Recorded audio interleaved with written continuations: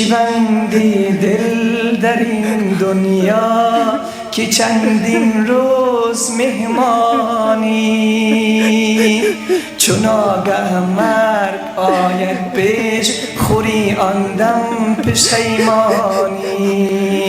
دل غافل بکن توبه که مرگ اندر کمین داری، به حال خود مشو غافل که جای زیر زمین داری. کجا شد آدم و حوا، کجا شد یوسف و موسی، کجا شد ایوب و یحیی، کجا شد نوح طوفانی. رسول خدا صلی الله علیه و سلم فرمود روز به امت من می آید که ناگهان مرگ به سراغشان میاد. مرگ های ناگهانی، ناگهان بی خبرن. همه همیش میگویم این صحبت رو شاید شما شنیده باشین، شما یک بار موبایلتون رو بوی کنین که بوی محمد میدهد یا نمیدهد، کامپیوترت بوی محمد میدهد یا نمیدهد، زندگی بوی محمد میدهد یا نمیدهد، دخترت بوی رسول الله دارد یا ندارد، فرزندت بوی رسول الله دارد یا ندارد، همسرت بوی رسول الله دارد یا ندارد، زندگی تو بوی رسول الله هست یا نیست، عروسی تو بوی پیامبر دارد یا ندارد، جنازه تو بوی محمد صلی الله علیه و سلم دارد یا ندارد. اگر میخواهید به خدا تماس بگیرید، من نمبر موبایل خدا را به شما میدهم. گفتن خدا مگر نمبر دارد؟ گفت بله 222 نمبر خداست. اینها کجا رفته؟ یوسف گمگشته، یوسف صاحب جمال کجا رفت؟ موسی کلیم الله کجا رفت؟ عیسی روح الله کجا رفت؟ نبی مکرم و محترم که رحمت للعالمین است، اگر دنیا به کس پاینده می بود، محمد تا قیامت زنده می بود. اونهایی که خوش می گفتن، خوش می خندیدن، خوش می خواندن کجا شدن؟ آنان که به صد زبان سخن می گفتن آیا چه شنیدن که خاموش شدن؟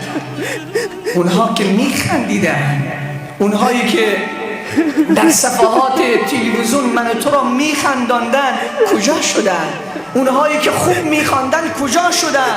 اونهایی که خیلی زیبا بودن، شاهزاده بودن، پادشاه بودن، از امان الله خان این طرف بیا، این پادشاه ها کجا رفتن؟ کی به همراهشان رفت؟ چی بردن به همراهشان جز عمل نیکشان؟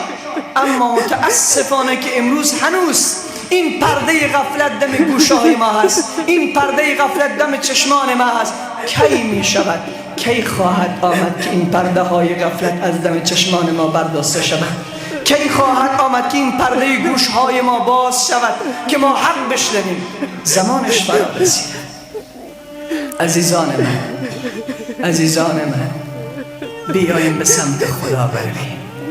و خدا اینقدر آغوش گرم دارد، این الله اینقدر آغوش گرم دارد. اگر من اینجا 2 ساعت صحبت کنم شما خسته میشی، اگر ساعت 11 شب شود شما خسته میشی، اما 2 ساعت 2 شب یک تماس به خدایت بگیر، تا خود صبح به همراهش حرف بزن، تماست رقت نمیکنه. تا خود صبح زارنالگی بکن، حرفت رقت نمیکنه. تا خود صبح به همراهش حرف بزن، اون میشنوه، درد دل تو را میشنوه. ای بنده گریز خود را با ما اله کن، با حضرت ما دوستی یک دله کن.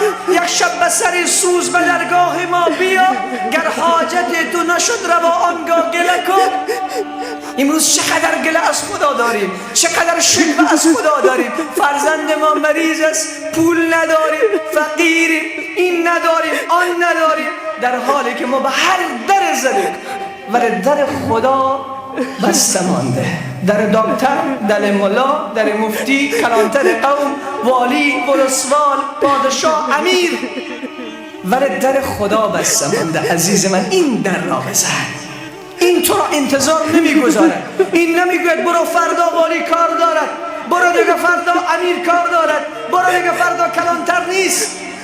تماست رقت نمیکنه. هر لحظه ای که به سمتش بروی، در 24 ساعت شبان روز به خدا تماس بکش. الله تماست را برقرار میکنه و که در دنیا علاج نشده به ثانیه برای تو عطا میکند. به این شک نکن. ولی ما از خدا دوریم. رسول صلی الله علیه و سلم فرمود الکیس من دان نفسه. عاقل کسی است که خود را محاسبه بکند. عاقل کسی است که تماسهای خود را با خدا برقرار کند. آن تنهایی که با خدا تماس میکشد اون سالم باشد. بی گفته اون فیلسوف اگر میخواهید به خدا تماس بگیرید من نمبر موبایل خدا را به شما میدهم. گفتن خدا مگر نمبر دارد؟ گفت بله 222 نمبر خداست. ساعت 2 شب 2 رکعت نماز 2 قطره اشک بریز با خدا در تماس میشی. تو درد دلت را به اون بگو. اون میتونه برایت عطا بکنه. اون بهترین ها را برایت انتخاب میکنه. اون خزانه هایش پر است. اون خسته نمیشود. اون مانده نمیشود. اون عاجز نیست. اون ناتوان نیست. اقتدار دنیا به دستش است. قدرتش ما فوق قدرت جهان است. ولی ما از خدا دوریم. ما برای این جمع شدیم امشب که اینجا مجلس چی هست؟ از شما میشم مجلس چی هست امشب؟ مجلس قرآن. تو را به خدا قسم میتونم همین صبحی که بعد از نماز خیستی چند صفحه قرآن تلاوت میکنی؟ آیا امروز جوان ما چند بار به واتساپ خود نگاه میکند که کی برایش پیام گذاشته؟ چند صفحه قرآن میخوانیم ما؟ این پیام رب ما هذا بلاغ للناس. این پیام برای بشریت است. کتاب انزلناه الیک لتخرج الناس من الظلمات الی النور. خدا میگه این دوای دل توست. خدا میگه این زخمهای تو را مرهم میکنه. خدا میگه گم شده های تو را برای تو عطا میکنه. ولی ما از این رساله خدا این پیام خدا را باز نمی‌کنیم. ما در مجلس قرآن جمع شدیم بیاییم که قرآنی شدیم. بیاییم با قرآن خوبی گیریم. بیاییم قرآن را نصب العین خود قرار بدیم. بیاییم قرآن را قانون زندگی خود قرار بدیم. بیاییم من همیشه میگویم موبایل خود را با قرآن خوب بدیم. موبایل خود را عاشق قرآن بکنیم. موبایل خود را بگوییم توبه بکن. فقط قرآن باید از آدرس تو من بشنود. عزیز دل من ما در مجلس قرآنیم. اگر قرآنی نشدیم بیرون رفتیم جفا کردیم. اگر قرآنی نشدیم بیرون رفتیم خطا کردیم. اگر قرآنی نشدیم بیرون رفتیم ضایع شد اوقات ما، ساعات ما برای این آمدیم کی صحبت میکنه؟ ما برای این آمدیم چی صحبت میشود؟ از خدا بخوایم که الله به ما چی نصیب بگردانه؟ توفیق، هدایت نصیب بگردانه. امشب چند بار بر رسول صلی الله علیه و سلم درود فرستادیم. یک بار با آواز بلند باز بگوین صلی الله علیه و سلم.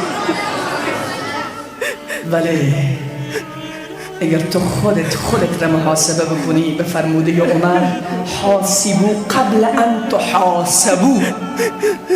محاسبه بکن، حساب خود را بگیر، چوت پیش خود بگذار، موبایل خود را بیاور، ماشین حسابش را بیرون بکن، خود را محاسبه بکن. تو کی هستی؟ اسم تو چی هست؟ در آغوش کی تولد شدی؟ به کدام سرزمین زندگی کردی؟ چی وقت نماز میخوانی؟ نام تو را چی گذاشتن؟ هدف تو چیست؟ چی میخواهی؟ به کدام مسیر در حرکت هستی؟ از کجا آمدی؟ برای چی آمدی؟ خدا از تو چی میخواهد؟ این محاسبه را برای خود بکن. چقدر با رسول الله صلی الله علیه و سلم خود داریم. آیا این کافی است که بگوییم صلی الله علیه و سلم؟ میگفته اقبال چون به نام مصطفی خوانم درود، از خجالت آب میگردد وجود. عشق میگوید که ای محکوم غیر، سینه تو از بتان مانند دیر. چون نداری از محمد رنگ و بو، از درود خود میالان نام او. من همیشه میگویم این صحبت رو شاید شما شنیده باشید. شما یک بار موبایلتون رو بوی کنید که بوی محمد میدهد یا نمیدهد. کامپیوترت بوی محمد میدهد یا نمیدهد. زندگی بوی محمد میدهد یا نمیدهد. دخترت بوی رسول الله دارد یا ندارد. فرزندت بوی رسول الله دارد یا ندارد. همسرت بوی رسول الله دارد یا ندارد. در زندگی تو بوی رسول الله هست یا نیست. عروسی تو بوی پیامبر دارد یا ندارد. جنازه تو بوی محمد صلی الله علیه و سلم دارد یا ندارد؟ اگر ندارد که جفا کردیم، اگر ندارد که ما امت خوبی نبودیم، اگر ندارد که ما فقط خود را فریب دادیم.